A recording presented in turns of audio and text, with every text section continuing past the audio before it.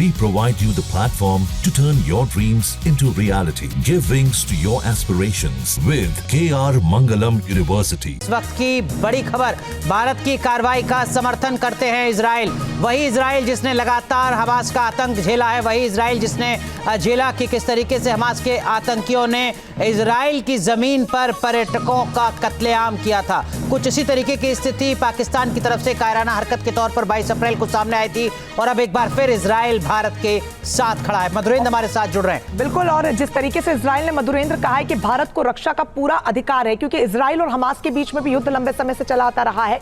ऐसे में ये जो ऑपरेशन सिंदूर है, उससे पहले भी कई देशों से बात हुई, उसके बाद भी अजीत डोभाल ने कई देशों से बात की है और इजराइल तो अब खुल के समर्थन में आके कह रहा है कि भारत को रक्षा का पूरा अधिकार है।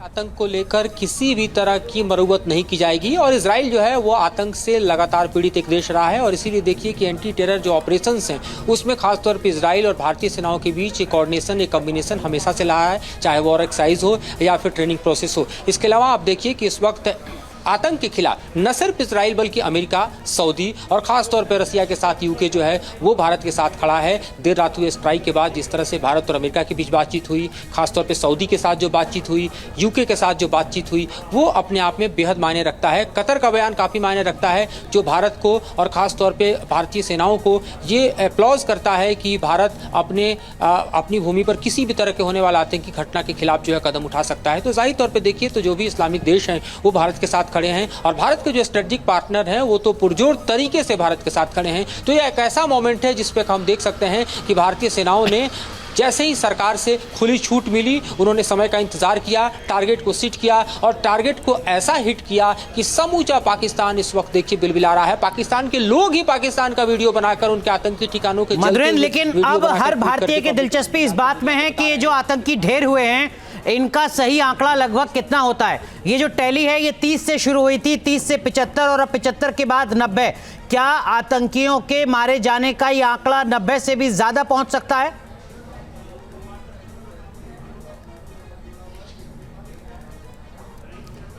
चलिए मधुरेंद्र का हम रुक करेंगे। मेहता सर, आपकी उम्मीद है 90 से ऊपर जा सकती है टैली? मैंने जैसे कहा कि ये अंदर जाके थोड़ी देर बाद बस्ट करता है और इसका डैमेज बहुत ज़्यादा होता है। 90 से क्या, ये तो कम से कम 200-300 के आसपास होना चाहिए, बहुत ज़्यादा होगा। और पाकिस्तान जो बोल रहा है कि 6 मिसाइल गिरे, इतनी जल्दी में वो काउंट नहीं कर सकते कि कितने मिसाइल गिरे। लेकिन जब पाकिस्तान कह रहा है कि 6 जगह हमला हुआ, 24 हमले हुए 6 जगहों पर, तो 24 क्या है? 24 ड्रोन से हमला है, 24 मिसाइल से हमला है। ये मिसाइल और 24 काउंट कर ही नहीं सकते। ये आपको एग्जैक्ट नंबर ऑफ मिसाइल कितने यूज हुए, ये 10 बजे जो इंडियन एयरफोर्स की प्रेस कॉन्फ्रेंस, मतलब हम बताएंगे कि हमने बताएंगे को नहीं ये किसी भी जहां भी हमला हुआ है वहां पे डैमेज इतना ज्यादा होता है, उस समय मिसाइल काउंट नहीं किए जाते। सर, अगर हम पाकिस्तान की बात को ही सही मानते हैं, हम मानते हैं कि 24 जगह पर हमला किया है भारत ने, तो क्या कैजुअलिटी सिर्फ 90 होगी? कैजुअलिटी तो कम से कम मेरे 200-400 के आसपास होनी चाहिए। सोडी साहब जी डेफिनेटली 90 तो शुरुआत है, ये आंकड़ा तो बहुत ऊपर जाएगा क्योंकि जिस तरह से भारत ने इस बारी मतलब हम ये बोल सकते हैं कि अभी तो पार्टी शुरू हुई है टैली के हिसाब से। बिल्कुल, अभी तो पार्टी शुरू हुई है। मैं तो पाकिस्तान वाले चैनल के माध्यम से ईद मुबारक देना चाहूंगा। जो आज तक वो भारत में कर रहे थे, आज उनको ईद मनानी चाहिए। ये तो शुरुआत है, अब तो आप देखिए आगे आगे क्या होगा।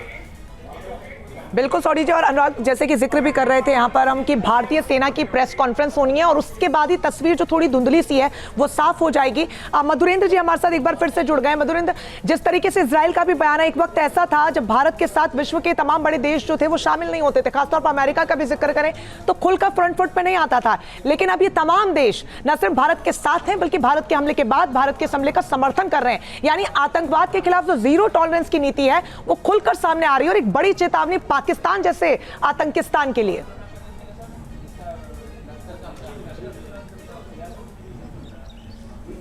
देखिए बिल्कुल, हम अगर खास तौर पर अमेरिका की बात करना चाहें तो अमेरिका को आतंकवाद की पीड़ा तब सहन हुई जब 9/11 हुआ और तब आतंक की जो तस्वीर है जो भारत पेश करता था से अमेरिका देख पाया और जाहिर तौर पर उसके बाद से अमेरिका आतंकवाद को लेकर जो है वो कहीं ना कहीं अपने स्वरूप को बदलता नजर आया। और खासतौर पर पाकिस्तान ने जिस तरह से अमेरिका को यूज़ किया, अपने प्लेटफॉर्म पे यूज़ किया, उससे ट्रंप पिछली सरकार में भी अपने बयानों में बोल चुके हैं कि किस तरह से ठगे गए थे और बाइडेन ने ज़्यादा पाकिस्तान को अपने पास सटने नहीं दिया। और खासतौर पर आप देखिए तो वहाँ पर इमरान खान का तख्ता पलटने के बाद जो है पाकिस्तान को पूरी तरह से हम देखें तो डिस्टेब्लिश करने का काम भी अमेरिका ने किया, क्योंकि अमेरिका को मालूम है कि पाकिस्तान वो देश है जहां पर सत्ता व्यवस्था जो है वो दरअसल फ्रिंज एलिमेंट्स के हाथ में है, सेना के हाथ में है। और भारत भी दरअसल एक ऐसे पड़ोसी को झेल रहा है जहां पर आतंकवाद की खेती की जाती है, जहां पर आतंक कोई और नहीं दरअसल पाकिस्तान की सेना ही पैदा करती है। अगर आप लश्कर तैयबा की बात करते तो लश्कर तैयबा जो है वो पाकिस्तानी सेना का ही प्रॉक्सी है, वो कोई अलग संगठन नहीं है। पाकिस्तान की सेना उसके आतंकियों को ट्रेनिंग करती है, क्योंकि जेईएम जो है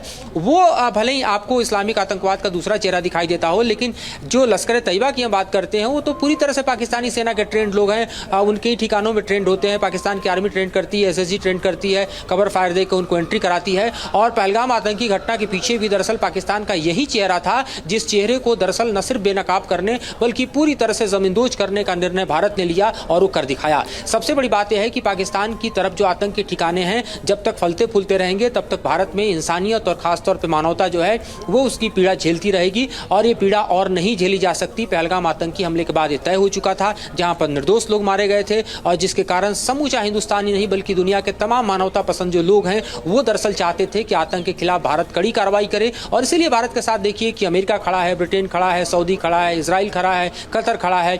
आज ईरान के विदेश मंत्री भारत पहुंचने वाले हैं, तो जाहिर तौर पे आप समझ सकते हैं कि किस तरह से जो है वो भारत और ईरान के संबंध जो हैं वो भी दरअसल अपनी पटरी पर चल रहे हैं और आतंक के खिलाफ भी कार्रवाई अपनी पटरी पर चल रही है। तो ये भारत है जो आज की तारीख में देखिए तो अपनी सेनाओं के साथ सशक्त होकर अपने दुश्मनों को न सिर्फ धूल चटाने बल्कि औकात दिखाने की हम कहें कि कुव्वत रखता है। और लेकिन सोनी साहब, खुद पाकिस्तानी पाकिस्तान के अंदर क्या चल रहा होगा, मतलब क्या आपको लगता है कि शहबाज शरीफ के ऊपर दबाव दोतरफा होगा?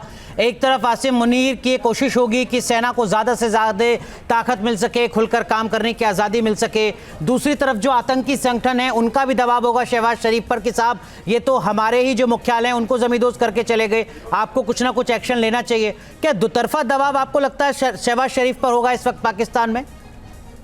डेफिनेटली शहबाज शरीफ और जनरल मुनीर पे बहुत दबाव होगा, क्योंकि उन्होंने कोई ना कोई रिटेलिएशन करनी है अपनी आवाम को दिखाने के लिए।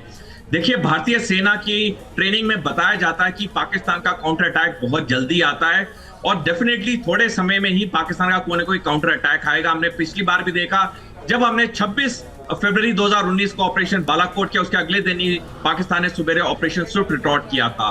तो इस बार भी पाकिस्तान कोई ना कोई काउंटर अटैक जरूर करेगा, लेकिन उसके लिए हमारी सेना, वायुसेना, नौसेना पूरी तैयार है, पूरी सक्षम है, सार्थक है। न्यूज नेशन अब व्हाट्सएप पर खबरों की ताजा अपडेट के लिए न्यूज नेशन के इस क्यूआर कोड को स्कैन करें।